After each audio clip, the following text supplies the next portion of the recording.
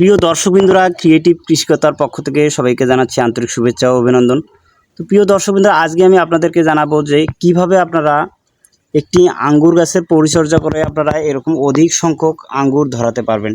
তো ঠিক আছে, তো এই প্রক্রিয়া। তো প্রিয় দর্শকবৃন্দরা, আঙ্গুর গাছে আপনারা এরকম ব্যাপক হারে আঙ্গুর ধরাতে আপনারা যে ব্যবস্থাগুলো গ্রহণ করবেন সেগুলো হচ্ছে, আঙ্গুর গাছের ডালপালাগুলো যখন পুরাতন হয়ে যায়, তো সেই সময় আপনারা এই যে ছোট ছোট যে ব্রাঞ্চগুলো আছে, এই ব্রাঞ্চগুলো কিন্তু আপনারা কেটে দেবেন।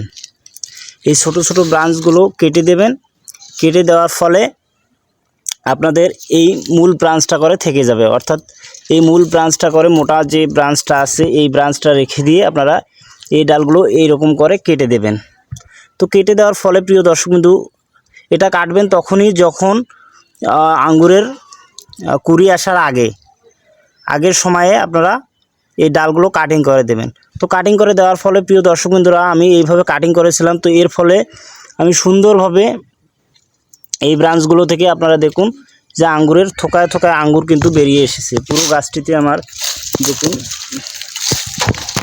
আঙ্গুরে ভরপুর, কত সুন্দরভাবে এই আঙ্গুরগুলো ধরেছে। তো এইভাবে যদি আপনারা সুন্দরভাবে আপনারা এই ডালগুলো কাটিং করে দেন তাহলে কিন্তু ব্যাপক হারে আঙ্গুর ধরবে। আর প্রিয় দর্শকবন্ধু, এরপর আঙ্গুর ধরার পরে কিন্তু আমি এই ডালগুলো কাটিং করে দিয়েছি। এই ডালগুলো কাটিং করার কারণ হচ্ছে এখানে যাতে পোকামাকড় সেরকম লুকিয়ে থাকতে না পারে, এর জন্য আমি এই আঙ্গুরগুলোকে রোদ পাওয়ার জন্য আমি উন্মুক্ত করে দিয়েছি, অর্থাৎ ডালপালা দিয়ে ভরিয়ে গিয়েছিল, এর কারণে আমি একটু ফাঁকা করে দিয়েছি।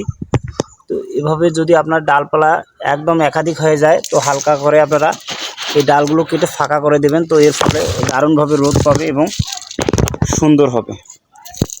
তো প্রিয় দর্শকবৃন্দরা, এভাবে আপনারা অধিক আঙ্গুর ধরাতে অবশ্যই আপনারা এই আঙ্গুরগুলো নেওয়ার পর যখন আপনাদের পরবর্তী স্টেপগুলো আসবে, সেই স্টেপের আগে আপনারা ছোট ছোট ব্রাঞ্চগুলো কেটে দেবেন এবং মূল শাখাটি করে রেখে দেবেন। তো রেখে দেওয়ার ফলে প্রিয় দর্শকবৃন্দরা, এখানে কিন্তু সুন্দরভাবে আঙ্গুর চলে আসবে।